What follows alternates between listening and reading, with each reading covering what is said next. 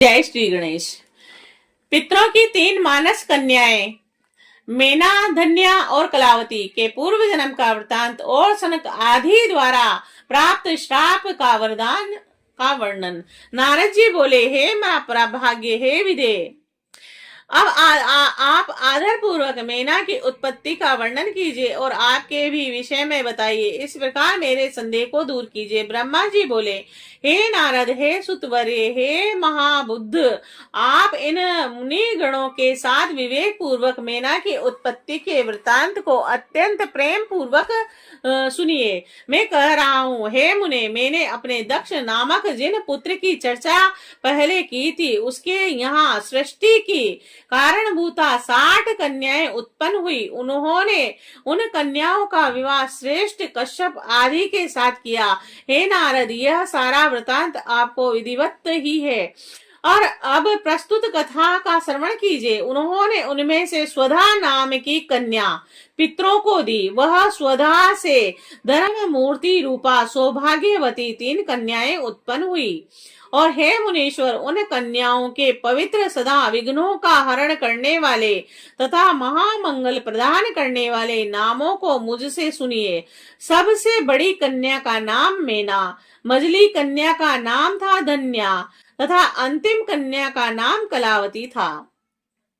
ये सभी कन्याएं पितरों के मन से प्रादुर्भूत हुई थी और यह अयोनिजा कन्याएं लोकाचार के अनुसार स्वधा की पुत्रियां कही गई है और इनके पवित्र नामों का उच्चारण करके मनुष्य समस्त कामनाओं को प्राप्त कर लेता है। वह जगत की वंदनीय लोक माता परमानंद को प्राप्त देने वाली है और योगिनी स्वरूपा उत्कृष्ट ज्ञान की निधि तथा तीनों लोक में विचरण करने वाली हुई। हे मुनीश्वर, एक समय की बात है, वे तीनों बहनें भगवान विष्णु के निवास स्थान श्वेत द्वीप में उनके दर्शन के लिए गई और भक्ति पूर्वक विष्णु को प्रणाम तथा उनकी स्तुति करके वे उनकी आज्ञा से वहीं रुक गई और वहां उस समय बहुत बड़ा समाज एकत्रित था। हे मुने, उस अवसर पर मुझ ब्रह्मा के पुत्र सनक आदि सिद्ध गण भी वहां गए और श्री हरि को प्रणाम कर वही उनकी आज्ञा से बैठ गए। और तब सभी लोग सनक आदि मुनियों को देखकर वहां बैठे हुए लोग वंदित देवता आदि को प्रणाम कर कर शीघ्र उठ खड़े हुए। किंतु हे मुने, वे तीनों बहनें तत्पर शंकर की माया से मोहित होने के कारण प्रारब्ध से विवश हो उठी। शिव जी की माया अत्यंत प्रबल है और जो सब लोगों को मोहित करने वाली है। समस्त संसार उसी के अधीन है और वह शिव की इच्छा कही जाती है और उसी को प्रारब्ध भी कहा जाता है। उसके अनेक नाम है। वह शिव की इच्छा से प्रवृत्त होती है और इसमें संदेह नहीं है। उसी शिव माया के अधीन होकर उन कन्याओं ने सनक आदि को प्रणाम नहीं किया और वे केवल उन्हें देखकर विस्मित हो बैठी रही। और ज्ञानी होते हुए भी सनक आदि मुनीश्वरों ने उनके उस प्रकार के व्यवहार को देखकर अत्यधिक असहाय क्रोध किया। और तब शिव जी की इच्छा से मोहित हुए योगेश्वर सनत कुमार क्रोधित होकर दंडित करने वाला श्राप देते हुए उनसे कहने लगे। सनत कुमार बोले, तुम तीनों बहनें पितरों की कन्या हो, यद्यपि मूर्ख, सद ज्ञान से रहित और वेद तत्व के ज्ञान से शून्य हो, अभिमान से भरी हुई हो। तुम लोगों ने न तो हमारा अभ्युत्थान किया और न ही अभिवादन किया। तुम लोग नर भाव से मोहित हो गई हो, अतः इस स्वर्ग से दूर चली जाओ और अज्ञान से मोहित होने के कारण तुम तीनों ही मनुष्य की स्त्रियां बनो और इस प्रकार तुम लोग अपने कर्म के प्रभाव से इस प्रकार का फल प्राप्त करो। ब्रह्मा जी बोले, यह सुनकर वे साध्वी कन्याएं आश्चर्यचकित हो गई और उनके चरणों में गिरकर विनम्रता से सिर झुकाकर कहने लगी। पितु कन्याएं बोले, हे मुनिवर, हे दया सागर, हम लोगों पर प्रसन्न होइए। हम लोग हैं मूढ़ होने के कारण आपको श्रद्धा से प्रणाम नहीं किया। हे विप्र, हम लोगों ने उनका फल पाया। हे महामुने, इसमें आपका दोष नहीं है। आप हम लोगों पर दया कीजिए, जिससे हम लोगों को पुनः स्वर्ग की प्राप्ति हो।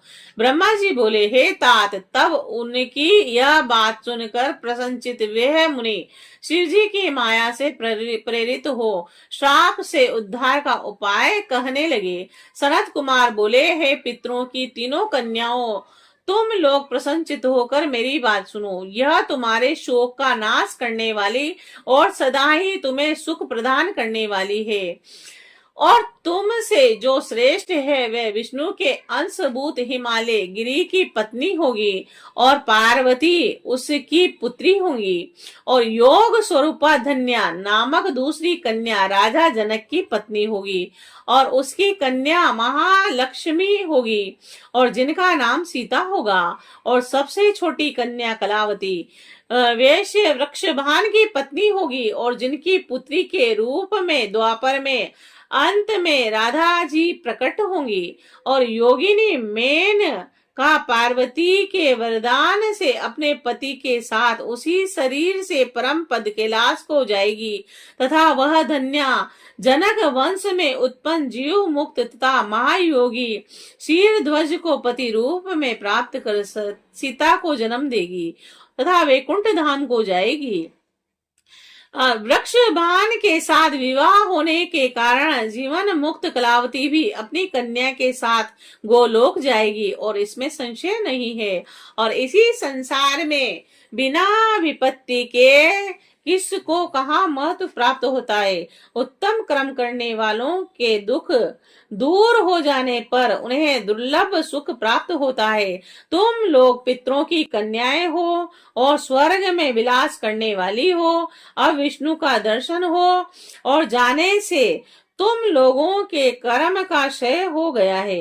यह कहकर क्रोध रहित हुए मुनीश्वर ज्ञान भोग तथा मोक्ष प्रदान करने वाले शिव जी का स्मरण करके पुनः कहा, हे पितु कन्याओं, तुम लोग प्रीति पूर्वक मेरी दूसरी बात भी सुन लो, जो अत्यंत सुखदायक है। शिव जी में भक्ति रखने वाली तुम लोग सदा धन्य, मान्य और बार बार पूजनीय हो। और मेनका की कन्या जगदम्बिका पार्वती देवी परम कठोर तप कर शिव जी की पत्नी होगी। धन्या की पुत्री कही गई सीता भगवान राम की पत्नी होंगी, और जो लौकिक आचार का आश्रय लेकर उनके साथ विहार करेंगी, और साक्षात गोलोक वासिनी कलावती पुत्री राधा अपने गुप्त सने से बनी हुई श्री कृष्ण की पत्नी होंगी। ब्रह्मा जी बोले, इस प्रकार कहकर सबके द्वारा स्तुत हो वे भगवान सनत कुमार मुनि अपने भाइयों सहित वहीं अंतर्हित हो गए। हे तात, पितरों की मानसी कन्याएं, वह तीनों बहनें पाप रहित हो सुख पाकर तुरंत अपने धाम को चली गई।